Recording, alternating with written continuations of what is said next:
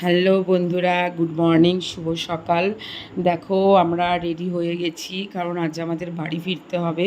এতদিন তো পুরীতে খুব ভালো করে আনন্দ করে কাটালাম। আমি সকাল সকাল স্নান করে রেডি হতে শুরু করে দিলাম। দেখো বাচ্চারা এখনও ঘুমোচ্ছে, আমাদের উঠতে ইচ্ছে করছে না। দেখো এই হারটা কালকে সমুদ্র সৈকতে গিয়ে সন্ধ্যাবেলায় হারটা কিনেছি, কেমন হয়েছে তোমরা কিন্তু অবশ্যই জানাবে।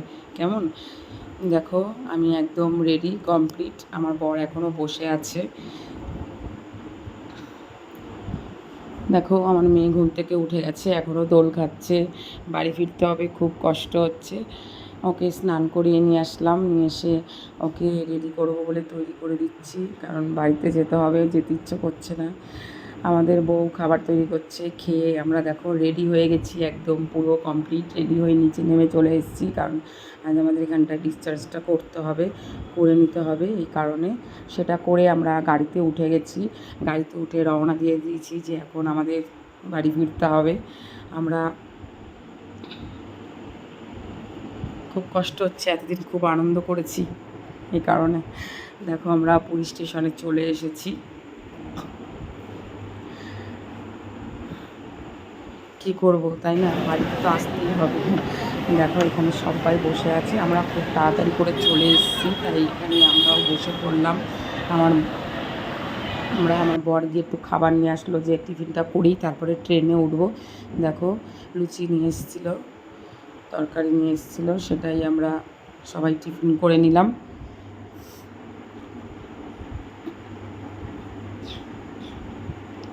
টিফিন করে আমরা ট্রেনে উঠে গেছি। দেখো আমি নাক চিপে বসে আছি বাথরুমের পাশে, এত গন্ধ কী বলবো, ট্রেন ছেড়ে দিয়েছে, খুব কষ্ট হচ্ছে। আবার সেই বাড়িতে যেতে হবে, বাড়িতে গিয়ে আমাদের আবার সেই হাতা খুন্তি নাড়তে হবে। বর চলে যাবে ডিউটি, হাতা খুন্তি নাড়ো, ছেলেকে স্কুলে দিয়ে আসো, মেয়েকে স্কুলে দিয়ে আসো, বাড়ি নিয়ে আসো, এখন আমাদের এটা নিয়েই চলবে। এতদিন খুব ভালো করে আনন্দ করে কাটিয়েছি। দেখো যেতে যেতে আমাদের একটু বাদাম নিল বর একটু, তাই একটু বাদাম খেতে খেতেই গেলাম, আনন্দ করতে করতে বাদাম খেতে খেতে গেলাম।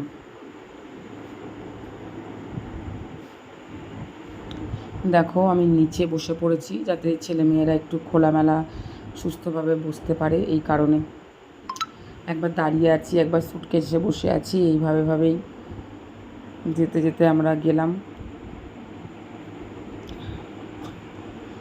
অনেকটা পথে আমরা চলে এসেছি। দেখো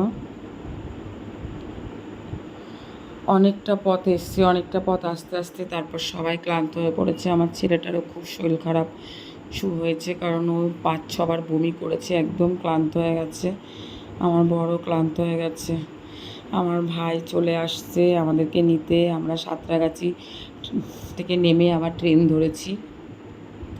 সাঁতরাগাছি থেকে ট্রেন ছেড়ে দিয়ে আমরা চলে আসলাম হাওড়াতে।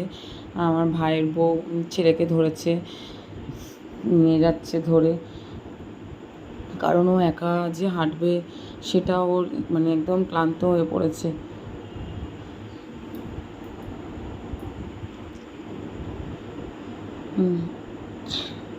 আমরা হাওড়া থেকে ট্রেন ধরবো বলে তাড়াতাড়ি করে আবার স্টেশনের দিকে গেলাম। আমার ভাই আগেই গেল, এই যে আমার ভাই, ও পিঠে ব্যাগ আর সুটকেসটা নিয়ে আগেই যাচ্ছে। দেখো আমরা হাওড়ার ট্রেনে উঠে পড়েছি। দেখো আমাদের যেতে যেতে পুরো অন্ধকার হয়ে গেছে, তখন বাজে রাত 10টা যখন আমরা হাওড়া থেকে ট্রেনে ধরেছি। আমাদের টোটো দাদা উঠে আমাদের গাড়িতে করে আমরা বাড়ির দিকে উদ্দেশ্যে রওনা দিয়ে দিয়েছি, চলেই এসেছি বাড়ির কাছাকাছি একদম। দেখো বাড়িতে ঢুকে পড়েছি ফাইনালি। গুড নাইট বন্ধুরা, ভালো থেকো।